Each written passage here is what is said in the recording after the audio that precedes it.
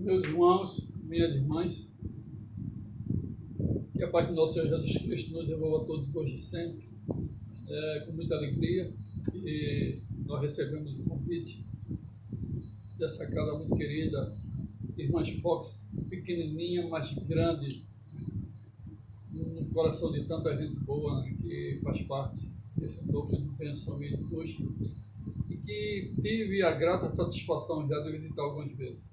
Então, minhas irmãs, Jane, em teu nome, em nome de todos que participam dessa nobre casa, nossa gratidão e amor.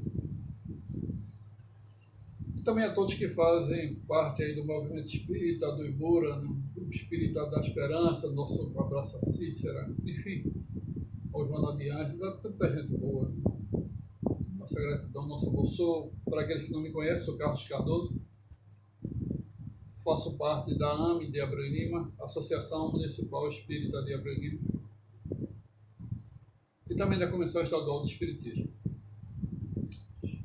Recebi o convite para falar sobre um tema bem peculiar, subjetivo: Deus em nós. Deus em nós. E hoje é uma sexta-feira especial. Sexta-feira Santa do calendário cristão. No dia como hoje, segundo a tradição cristã, nosso Senhor Jesus Cristo foi crucificado.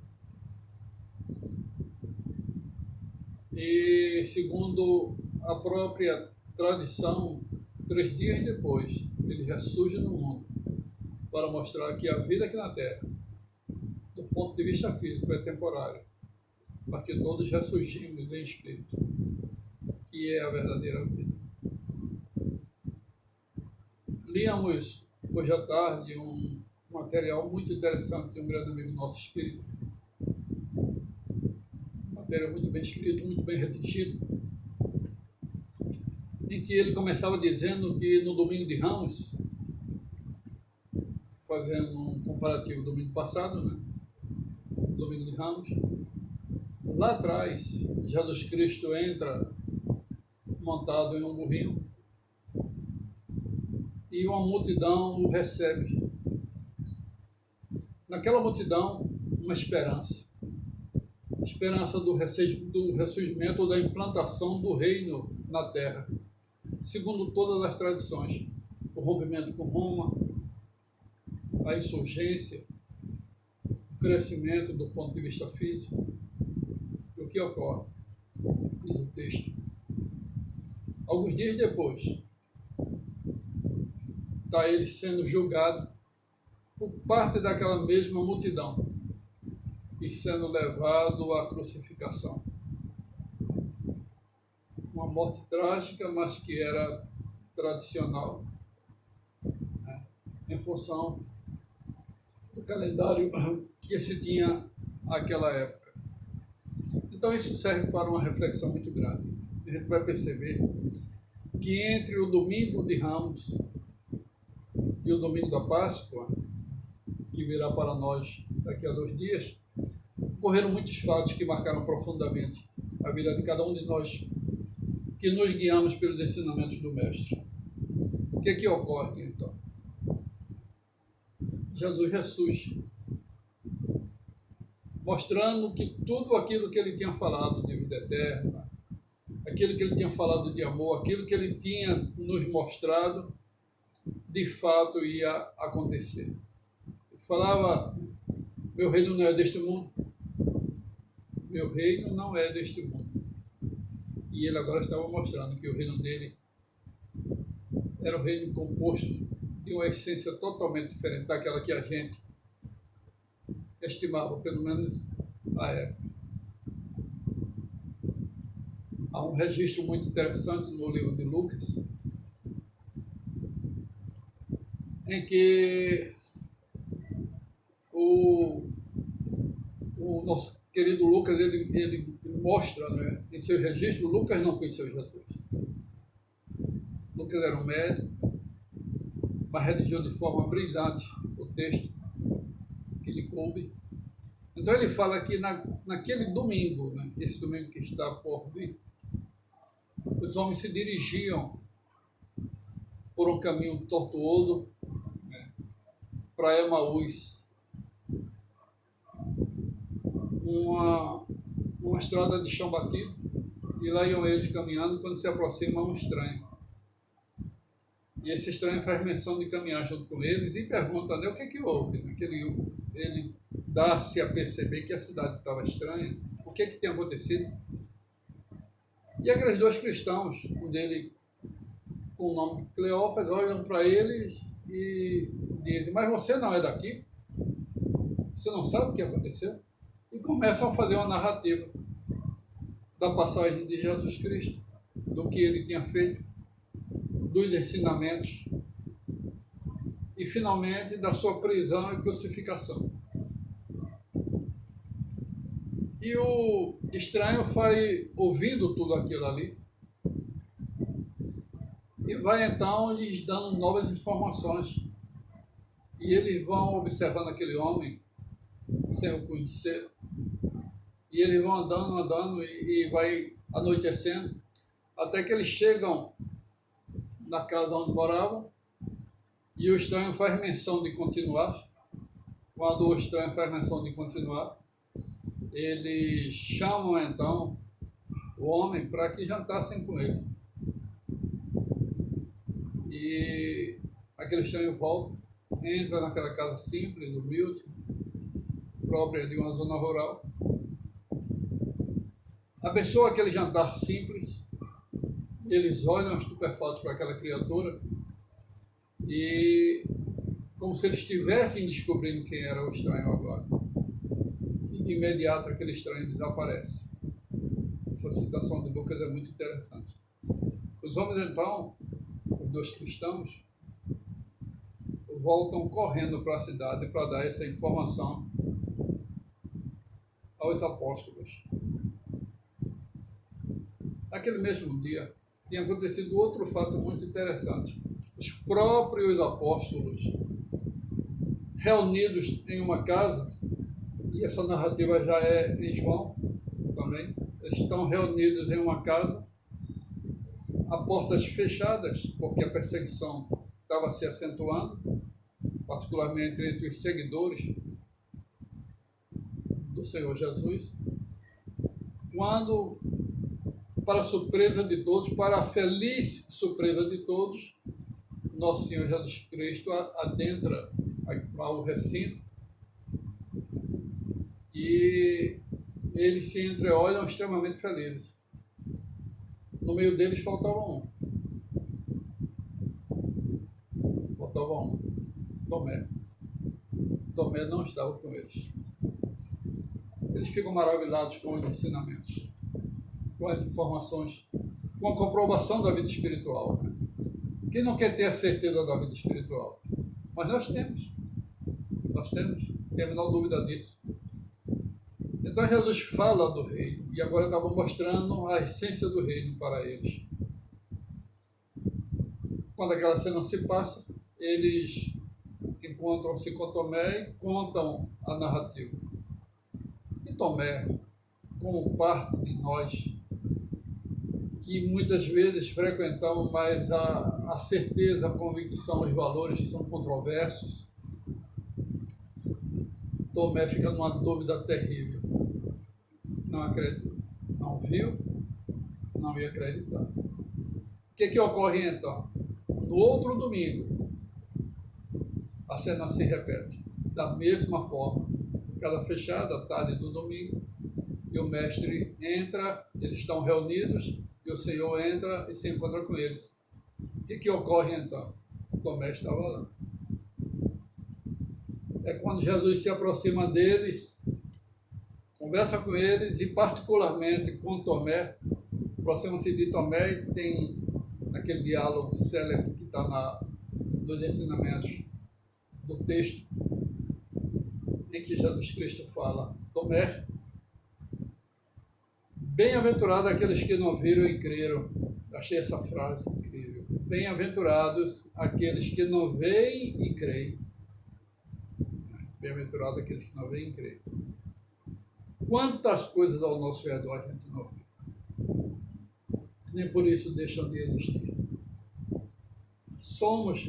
Vivemos envoltos, né, numa multidão no mundo em paralelo, tanto do micro ao macro, que a gente não percebe. Temos limitações enquanto seres, temos limitações. E Jesus vinha mostrar aquilo ali. Bem-aventurado aqueles que não veem e creem. Há muito mais do que a gente possa perceber com os nossos sentidos físicos, mas com os sentidos espirituais a gente vai percebendo. Essa é uma situação. Situação 2, eu acho muito interessante. Há um tempo atrás recebi no Zap um material, um vídeo pequeno, acho que tinha um pouco mais de 2 minutos, daquele filósofo brasileiro Mário Sérgio Cortella. E Mário Sérgio Cortella, nesse vídeo, ele ponderava sobre aqueles que se julgam autoridades. Com quem você pensa que está falando? Conhece essa história, né? Então a pessoa se sente a maior autoridade do mundo. E Mário Sérgio Cortella, nesse pequeno diálogo, nesse videozinho, ele mostra uma situação que para mim é super interessante. Gosto muito do tempo.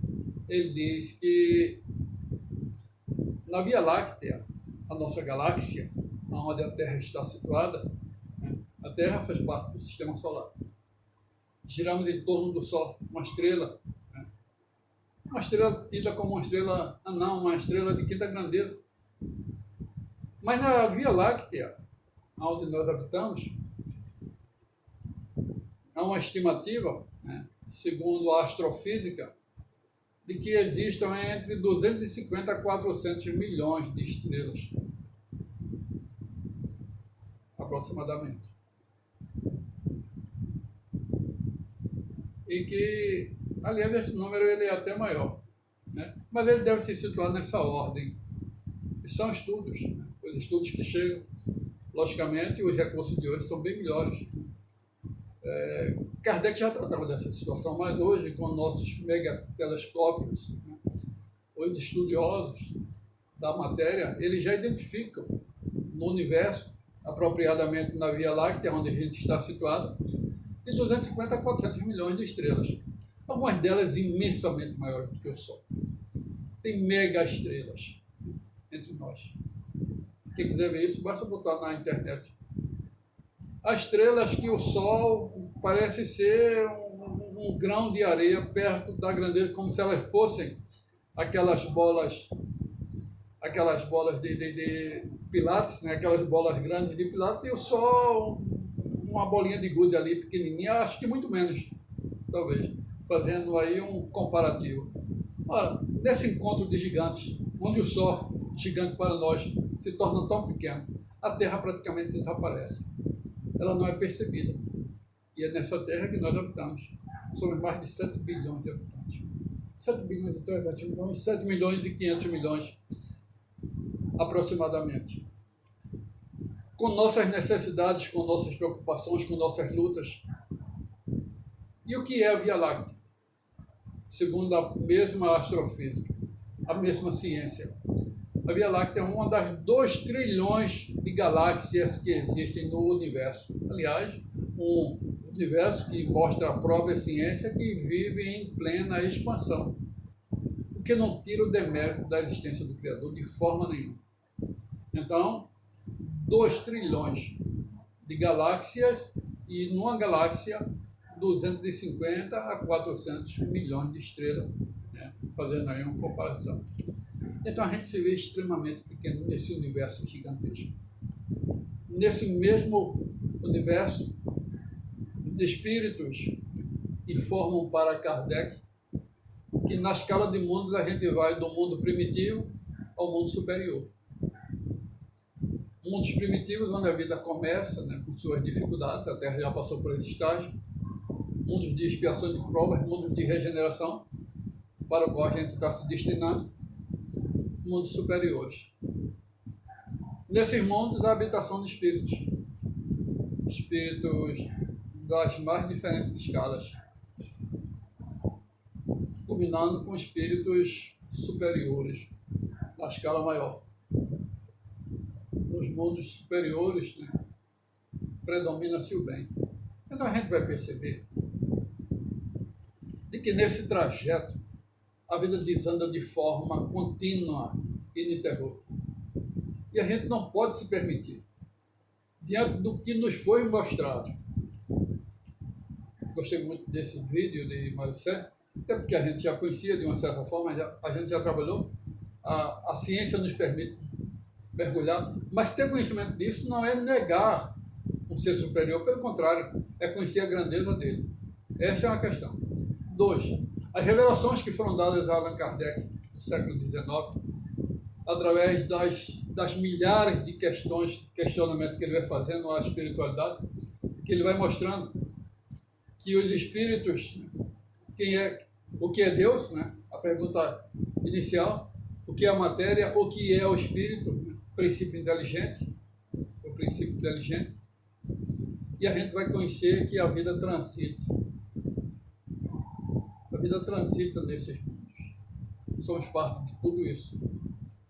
Somos, então, sem querer, né, adotar aqui aquele pensamento de que somos a partícula do Criador, somos partículas criadas pelo Criador. Somos seres criados pelo Criador numa escala de desenvolvimento gigantesca, onde a gente sai ali da matéria grossa, né, da matéria sem vida, né, inerte, e vamos crescendo, passando pelas escalas, chegar ao espírito, a idade da razão. No espírito caminhamos do instinto, da forma primitiva do ser, do instinto, para ter os sentimentos, e esse conhecimento é infinito. Até eu sei que ama plenamente.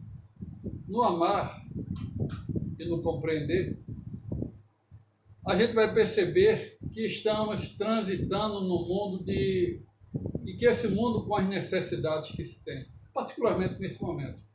Estou gravando aí um programa recolhido. Estou recluso dentro da minha casa. Faço parte do grupo de risco. Mas a gente está recluso. Num mundo onde os homens estão tomando decisões para preservar a vida.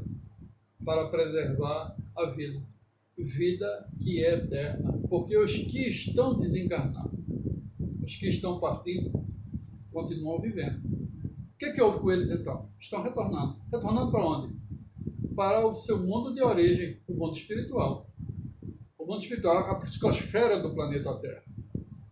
E por que esse modelo de desencarno? Que são desencarnos coletivos. A gente está vivendo uma pandemia, um processo de desencarne coletivo, com as criaturas espalhadas pelo planeta. Por que isso? Tudo tem suas razões, meus irmãos. Tudo tem suas razões. Quando a gente olha para trás e a gente se identifica no processo lá atrás, o que a gente vai perceber? De que a própria Terra, o planeta, né, que nos deu guarida, que nos permitiu crescer e que, infelizmente, né, a gente ainda tem tanta dificuldade para a compreensão, esse mesmo planeta, a gente já passou por tantas dificuldades dentro dele.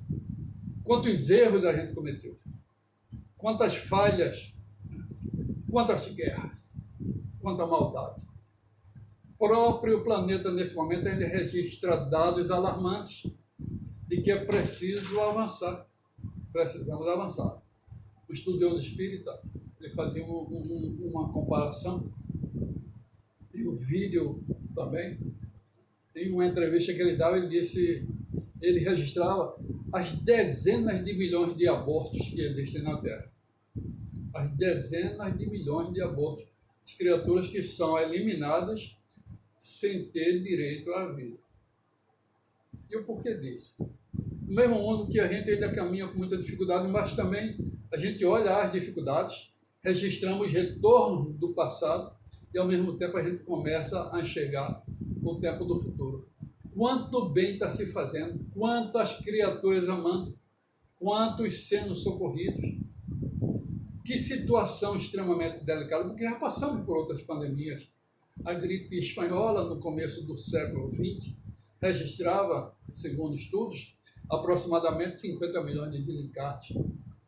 A gripe espanhola se dá muito próxima da Primeira Guerra Mundial, que aconteceu em 1914, a partir de 1914 até 1918. A gripe espanhola registra 3 vezes mais mortes do que a Primeira Guerra Mundial. Eram espíritos retornando de forma coletiva. A peste negra lá no passado. Essas pandemias já passaram pela Terra. No próprio tempo de Kardec, a gente vai lendo as revistas espíritas, pessoas que se situavam em regiões que estavam passando por epidemias, mas naquele tempo eram epidemias que eram localizadas. Alguém se comunica com Kardec e diz que vivia em uma determinada localidade, não me recordo agora o nome, né? Me perdoem, mas está lá, Revista Espírita, e ele dizia que 100 mil pessoas tinham desencarnado na sua região. 100 mil pessoas, no século XIX, era muita gente. Um dia eu li um trabalho, acho que é um trabalho de doutorado, de alguém que falava aqui sobre o estado de Pernambuco, particularmente sobre Recife, no século XIX, na mesma época em que Kardec, na França, dava início aos estudos que iam deflagrar na doutrina do Consolador, na nossa doutrina espírita. Aqui, Recife era cometido por uma epidemia que levava ao desencarne diário cerca de 50 pessoas. Só existia aí um detalhe: a população de Recife na época não chegava a 50 mil pessoas. Quer dizer, 50 pessoas desencarnavam numa cidade que tinha aproximadamente 50 mil, que era um desencarne extremamente elevado. Vocês que me ouvem nesse momento, eu moro em Abreu e Lima, que é a região metropolitana. Abreu e Lima tem aproximadamente, nesse momento, 100 mil habitantes. A quantidade de desencarnes normais numa cidade como a nossa se situa entre 2 a 5 pessoas. 2 a 5 pessoas, às vezes sobe mais, depois desce. Mas imagina, então, Abreu e Lima hoje teria o dobro da quantidade de habitantes de Recife, no século XIX, na metade do século XIX. Só que Recife, naquela época, com a metade da população de Abreu e Lima, registrava cerca de 50 óbitos diários provocados por uma epidemia. E as pessoas desencarnavam e os corpos ficavam pelas ruas. Vimos essa cena agora há pouco, lá no Equador. Os corpos eram abandonados, uma preocupação gigantesca. A vigilância, não era vigilância sanitária na época, mas a preocupação gigantesca da medicina com suas limitações, todos correndo para tentar sanear aquilo ali, e a cura chegou. Começaram a tomar medidas saneadoras e o mal foi controlado e foi superado. Então a gente vai perceber que na história da Terra isso já aconteceu diversas vezes. Isso está acontecendo novamente. Mas nesse momento de forma extremamente delicada. O mundo está interligado. O mundo está totalmente interligado. O que ocorre no Japão, em Tóquio, o que ocorre na China, em Xangai, em qualquer cidade do outro lado da Terra, né? Entendamos, do outro lado, literalmente do outro lado, 12 horas de diferença, quando aqui são 8 horas da noite, lá é 8 da manhã. O que ocorre é que a gente tem uma comunicação em tempo real, sabemos de tudo em tempo real. E o que aconteceu pela primeira vez na Terra? Todos os governos estão sendo orientados, por quê? Porque a epidemia, que se tornou uma pandemia, porque tomou proporções globais, né? Invade o globo, envolve as dezenas e dezenas de países, chega a mais de uma centena, e nesse momento exige de todo mundo medidas saneadoras, controles. E o que isso ocorre? Se tem as medidas saneadoras, tem um implicante sério, né? Que também teve no passado, mas se registra de forma diferente agora, que é o implicante de ordem econômica. E possivelmente a gente vai mudar todos os conceitos que existem até o momento no continuar. Todos os conceitos. Para que a gente tenha ideia, os Estados Unidos, tido como a capital do mundo, né? o país que controla a Terra, aspas, né? Mas é o país mais rico da Terra, o mais poderoso. Então, milhões e milhões de cidadãos e cidadãs americanos estão pedindo o auxílio-desemprego. As filas para recolher comida são gigantes.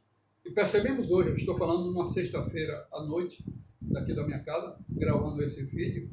Acabamos de ver agora um pouco um túmulo, uma abertura gigante em um determinado local, fazendo sepultamento coletivo. Sepultamento coletivo, minha gente, é próprio de guerras, de guerra. Então a gente está vivendo uma guerra, onde as pessoas não estão conseguindo sequer sepultar os seus entes queridos. Mas nada disso é estranho. Por mais estranho que possa parecer. Somos espíritos, temos uma roupagem, estamos numa caminhada. E passaremos também por essa situação. Isso é Deus em nós. Somos seres eternos. E a morada de todos nós é o universo. Nosso Senhor Jesus Cristo já nos mostrava isso ao passado, lá no passado. Aliás, no passado não. E os ensinamentos do Mestre são eternos. E Ele nos acompanha. É Ele que está acompanhando tudo isso que está acontecendo agora. E a gente não tem que temer nada. Tem que amar, tem que compreender, tem que se unir. Né? Preciso que a gente olhe para aqueles que nas nossas instituições estão passando por dificuldades. É preciso que a gente tenha aquele olhar de identificar os governos, eles estão tendo o bom senso de fazer uma tratativa econômica de tal ordem que assista aos mais carentes. Mas antes deles atenderem, a caridade já estava batendo as portas. E a gente já estava vendo que estavam passando por dificuldade. Possivelmente não estavam conseguindo atender a todos. Mas o amor já estava tocando e está tocando cada um de nós. Então, possivelmente, você que me ouve já deve ter colaborado, já deve ter assistido ou está assistindo alguém, dentro, logicamente, das suas limitações. Porque estamos vivendo com limitações e essas limitações devem aumentar. Mas isso não é motivo para a gente ficar extremamente preocupado. Isso é motivo para a gente compreender, para a gente amar. Então é preciso que a gente quadriplique a quantidade de compreensão de amor sobre a vida, meus irmãos. Somos filhos de Deus, irmãos de Cristo. E a gente vai caminhar e vai caminhar aprendendo. Meus queridos irmãos, quando Kardec recebeu a missão do Consolador Prometido, quando ele traz as informações devidas no tempo necessário, até porque Jesus Cristo já tinha dito, eu vou, mas eu vos enviarei o Consolador Prometido, que virá no tempo adequado, trazer as informações necessárias. O Consolador volta no século XIX à Terra. Quando a gente vai ler, por exemplo, o livro Obras Póstumas, um dos livros, não é um dos livros da codificação, inclusive ele é um livro pós-morte, Kardec já tinha desencarnado, mas é uma obra por excelência, e ela se insere também dentro das obras da de Kardec. A gente vai perceber lá no final de Obras Póstumas mensagens que tratam da regeneração do planeta. Nós já começamos o processo de regeneração. Já começamos o processo de regeneração. Já estamos dentro desse processo. Esse processo já existe. Ele está caminhando. Esse projeto, ele é saneador, ele é restaurador. Os espíritos vão retornando com compromissos da Terra. Compromissos de ordem moral. De se reajustar perante as próprias consciências. De se reajustar no quadro familiar. Na comunidade, na sua cidade, no país, até porque ninguém nasce à toa. Ninguém nasceu à toa na Bélgica e vive numa situação extremamente confortável, pelo menos, né, do ponto de vista físico.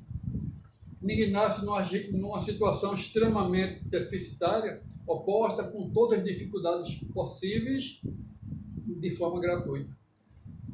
A gente nasce no lugar adequado ao nosso melhoramento moral. E nascemos, como dizem os próprios espíritos nas perguntas de Kardec, no núcleo familiar que vai se substituindo, mas sempre de forma favorável. A gente vive sempre no meio adequado à projeção e ao crescimento. É isso que ocorre com cada um de nós. Mas esse meio, muitas vezes, recebe criaturas para abraçar, para fazer com que elas cresçam. Isso tudo é aprendizado. Logicamente, haverá um momento que, diante das dificuldades que se apresentar no processo de regeneração, determinadas criaturas, um número razoável, né, não poderão mais estar retornando ao planeta e serão levados a planos adequados à sua capacidade moral de se conduzir, mas num aprendizado que é eterno. E aí, quando a gente compreende a vida, aliás, o Espiritismo, minhas irmãs e meus irmãos, nos dá uma compreensão da vida muito grande. Tudo tem uma razão de ser. Tudo se explica nas leis do Criador. Ninguém fica para trás. Usando aí uma frase recente, ninguém fica para trás. Mesmo aquele que se projeta ainda como um espírito difícil, rebelde, revoltado, vai passar por um processo, vai desencadear uma situação difícil, mas retornará para caminhar no tempo adequado, quando ele mudar a sua capacidade e a sua visão diante do próximo. E assim somos nós.